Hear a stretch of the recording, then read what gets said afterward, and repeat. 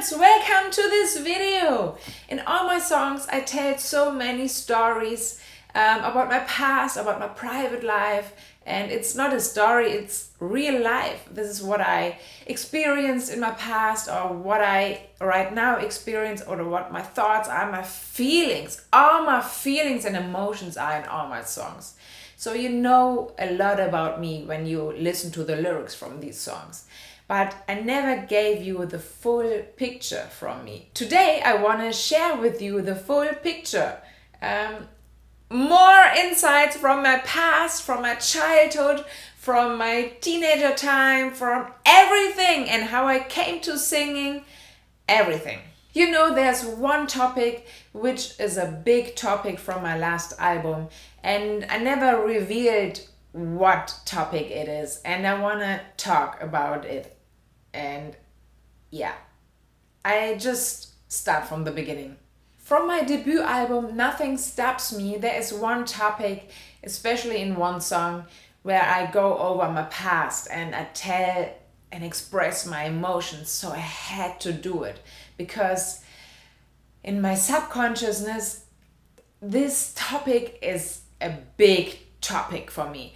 It was all the time, it is still a big topic, and now it's getting better, but it's always there in my life. And I tell you now what it is. So I just start from the beginning. I was born and raised in Cologne, Germany, and I grew up in a small suburb from Cologne. It's not very big and everybody knew everyone, so this is it's a very small thing. And yeah, my mom raised me and my brother alone, and we were two kids. And I was so active. I was a very active child. I was always playing with other kids on the street. So yeah, we could play on the street because it was not a through street where we lived, and we could play everywhere and played soccer and hiding from each other, everything what kids are doing. And I loved being active, and I loved dancing. I was dancing through my room all the time and singing along with some songs. And I never wanted to miss a single minute with the kids from the street. This is a small neighborhood, and I knew all the kids in my street, and it's a very short street. And there were several families living there, and all of these kids had a father. And so I was being raised from my mom alone, and there was no father for me. I really remember one time I was baking a cake with my mom, and I was hearing the kids on the streets playing and coming out, and I was like, "Oh mom, I have to go out, I have to be on the street, I want to play with the kids." And she was like, "But we're baking a cake right now." I was like, "I have to go." And I was out of the street, and the cake was forgotten, and I was super happy playing with those kids, and it was so much fun, and I really loved and enjoyed playing with those kids. I always loved being around people. One girl from these kids was my kind of friend, and we were playing sometimes at her house, sometimes at my house. And yeah, I remember we had so much fun playing with dolls or stuff like this. And one time she asked me, "Well, where's your father?" And I was like,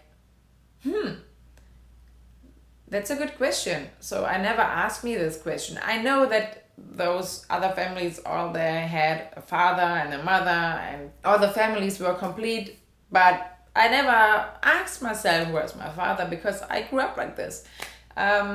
My mom was a very hard-working mom. Raising us two alone is a big thing, no help, and she was working a lot because she had to pay the food and the rent and stuff like this. And she was always trying to do her best to be with me all the time, and I really love her, and she gave her best, and I'm very proud of her that she gave her best all the time and wanted to give everything. She gave all her heart and all her, she was helping me all the time when she could, but of course she was also working, and she couldn't be there all the time, of course. And sometimes I was a long time alone.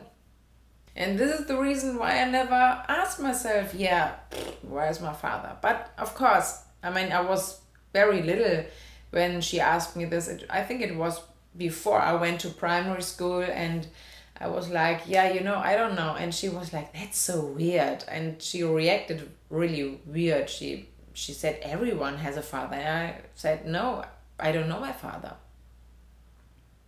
And yeah, and of course the other kids were also asking, where's your father? Why is he not here? And stuff like this from the streets, and also at kindergarten they were asking.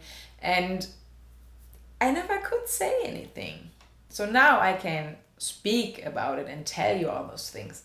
But it is a real big topic, and it was a very big topic to that time. So then it started that I got all this hate and all these negative comments from the kids sometimes. Where's your father? Ha ha ha, you don't know your father, stuff like this. And but the kids from the streets, they were okay, not super bad, but sometimes it was a little bit tough for me. I mean, it's very tough when you don't know your father and you're very little and everyone is asking. But it got really tough for me when I went to primary school. So the day came and I went to primary school now, and it started to getting really tough from that time. Before this was tough for me, but it got even tougher. So I remember one day there was one guy, he was always running into me and was beating me, and I didn't understand why he was doing this. He was very aggressive, and he fought against me. And then the other kids were laughing at me. They weren't beating me, but they were like, oh, ha, ha, ha, you don't know your father and you don't have a father and stuff like this. And they were laughing at me. So yeah, primary school, it started to get really tough for me. I was super sad on that day. I went home, I was crying, and I didn't know what to do. I just know that these things made me very sensitive. So I was hurting all the time. My emotions were a roller coaster sometimes. And also at ballet, I was taking ballet classes. The teacher was very rough to me sometimes. They were saying, oh, your feet are not good enough. And I loved dancing. I loved it so much. She was, oh, your feet are not good enough. And then she was trying to find even more negative things on me, like, oh, your bun is not perfect, make it again, please, and stuff like this. But the other girls were getting compliments instead. And it started getting even weirder. I started taking piano lessons, and I remember when the teacher was coming to my house, I was running and hiding in the streets because I wanted to play with the kids. I wanted to be active. And I mean, there was a reason why I was hating. She was also so negative sometimes. When I was playing, she was saying, oh, I get a headache. Please stop. Please stop. I was like, why are you the teacher then? I didn't understand so many things, and so much hate and negative things in my life really, really impacted me. So anyways, not only that I was sensitive, I also wanted to be the best in everything I was doing, because I had all these things I had to go through, all these negative comments, all this hate, and I always wanted to show the world who I am. So that means in sports I was very good. I was very good in running. In tennis I was very good, but I really had anxiety to make a mistake. So I always wanted to be perfect and never making a mistake. I mean, this is hilarious. Everybody's doing a mistake. But I was very sensitive when I did a mistake.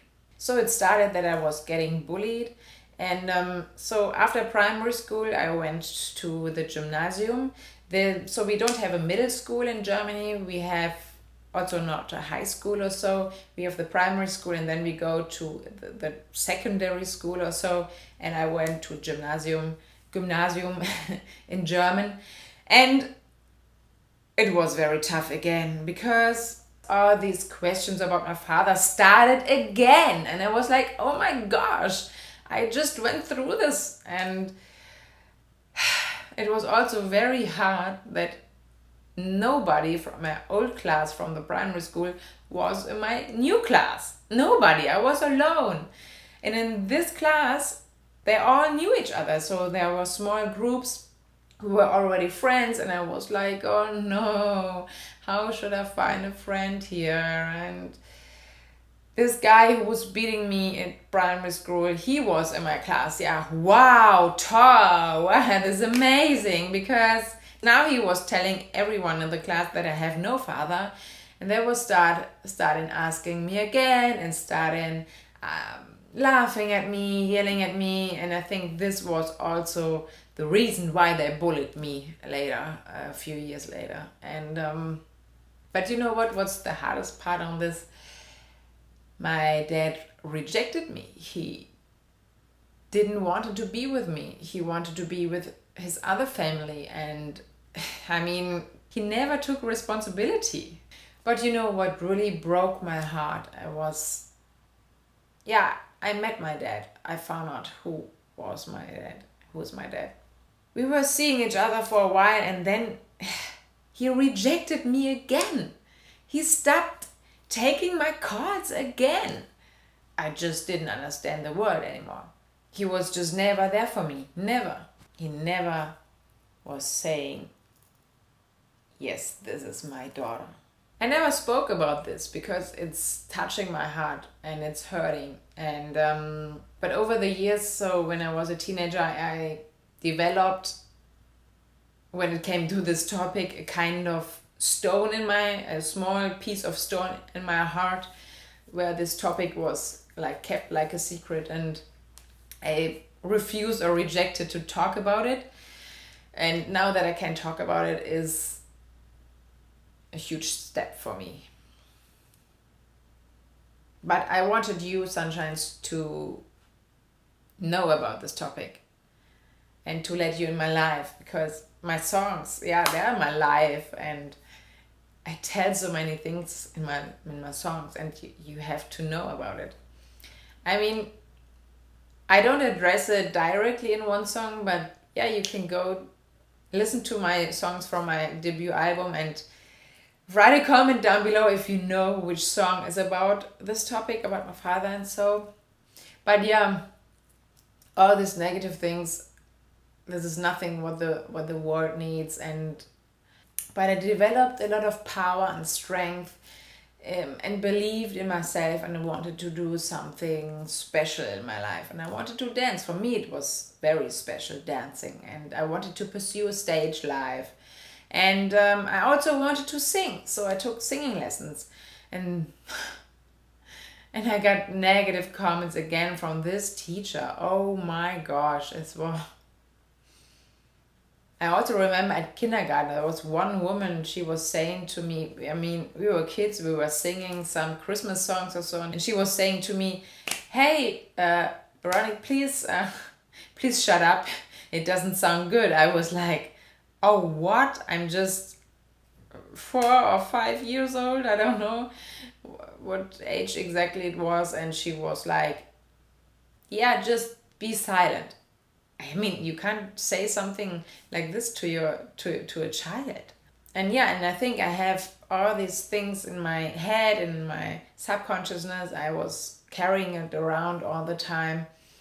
That, yeah, when I was getting singing lessons, I expected kind of something negative. And whenever I was passionate about something, I wanted to be the best. I was afraid to do mistakes, and sometimes I was so hurt about it. I was dancing a lot, and I also wanted to sing because I loved singing and I loved to be on stage. And yeah, I took voice lessons also. And this teacher was crazy.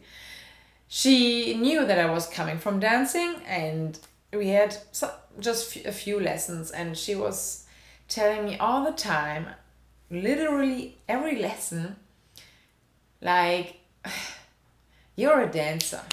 You're never going to be able to sing. I was like, what? Yeah, you're too tight on your belly. I was like, yeah, then find the ways to teach me the right way, how to get rid of the tightness in my belly and stuff like this. I know that I was not that confident to the time, so I didn't say anything. I was just like, Oh, thank you. Negative things again. And I heard so many negative things when I wanted to do something, pursue something, and I was doing this with so much passion, dancing, singing, and then it was breaking my heart. You can't say something to a little girl, something like this. Yeah, to the time I really wanted to pursue a stage life. I really loved being on stage. And whenever I was talking about my dreams and that I want to pursue a stage life, everyone was telling me, no, never gonna make it, and only negative things. But there was a strong fire in me, inner power or so, that kept me going, and I believed in me that I can do it. And I wanted to be a dancer, and they said, no, do something normal. It's like, what is normal? And I was like, okay, come on, I just tried. And so I couldn't do a dancing education, stuff like this, but because I was so passionate about it, I got a lot of engagements, a lot of dancing jobs, and it went very well for a while, and it was so much fun. I met so many people, artists, singer, and I had also a lot of jobs in TV shows, and it went very well for a long time. But then one day I got to this point where I started believing those words, those negative things, and those naysayers around me. I don't know why exactly. I lost this believing in myself. I mean, it was never that strong, I think. But then I quitted dancing and I got a different job. Oh, I was not happy about this. I mean, I did it and I also wanted to be very good, but I knew pretty quick that I don't want to do this for a very long time. So I started, beside my other job, doing dancing again and dancing jobs and stuff like this. But other people also in this office were saying, no, you will never earn enough money with this and stuff like this. And I believed to them again. So in Germany, it's not so common that you pursue a stage life. It's pretty different there. But there was this one day in my life, I met this person, and this person was so confident and had so many goals and had such a fantastic life and such a great life. And this reminded me on my older self, like having goals and dreams and pursuing those dreams. And I had an idea again for my life, and I was, yes. So YouTube was emerging in Germany to the time. I was like, yes, I was always good in fitness. I want to help other girls lose weight and getting fit. I mean, I was my whole life doing fitness and being fit and very sporty, and due to my dancing career, I had a lot of teaching experience and I wanted to help those girls, and I started a fitness YouTube channel in Germany. And it was so much fun and it was great, and yeah, each and every single day was so fulfilling. And then one night I had a dream. I woke up in the middle of the night and I had this dream and this picture in my mind, me singing on stage. I was like, yeah, singing. I love singing. I want to do it. It was really like a calling. I had to try it again. And yeah, I was committed and I was taking voice lessons again. And what happened? This teacher was telling me, you have to sing from your heart. It has to come from here. And try to sing nice. And I was like, this is all what I'm doing. I want to sing beautifully. I'm singing from my heart or my pain I went through in the past. And she was saying, sing from your heart? This was tough. It was very negative because she didn't teach me how. I was like, yeah, then tell me, how should I do it? But this time I was not giving up. I was asking myself, why is she a teacher? Yeah, but you know what, this time I didn't give up. I started practicing and recording myself with songs, with cover songs and stuff. And a lot of practice, my voice was getting better and better. And I really loved it. My heart. I mean, telling in the very first lessons, you should sing from your heart instead of teaching a technique how to. This is pretty, well, I mean, I don't want to blame her. She didn't know how to teach me because she never had a real beginner, I think. But I was a real beginner. And how it sounds like when I was trying to sing from my heart, you can listen to it here on YouTube. There are a few videos about voice development, and it's pretty funny. I know, but I practiced and practiced, and my voice was getting better.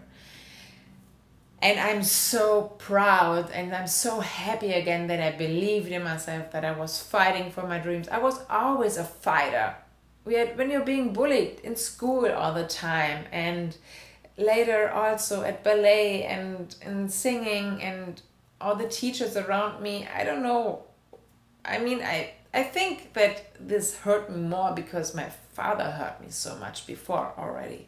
I was very sensitive. But this belief in myself is back. I have dreams and goals, and now I have millions of streams thanks to you guys. I'm so proud that you're here, and I love you so much, and I'm so grateful and thankful that you're here. And I have this beautiful wee wonderland, and it's getting bigger and bigger. I have my own cosmetic line there. I have my own merch there. And so many new things are coming very soon in my Wonderland. And of course, a lot of music is there and a lot of new stuff. But check it out if you haven't already. The link is down below in the description. And make sure to subscribe because you get a lot of discounts when you subscribe to the newsletter on my Wonderland. And you can earn points to get more and more discounts for the things I'm selling there. And I created this for you to have a fun place which is positive, where you can fulfill your dreams, where you can be yourself and don't being hurt from life. So stay tuned. Also, a lot of new music, a lot of new music videos are coming very, very soon. I'm working very hard on it and with all my love. And the community song is also coming very soon, and you can participate still in the song, and I will let you know soon. So stay tuned. You definitely have to check out the Wonderland. It's really worth it. The link is down below in the description. Check it out now. Let me know in the comments if you like to hear more story behind my songs and stories of my life. Then just let me know in the comments. I really love you.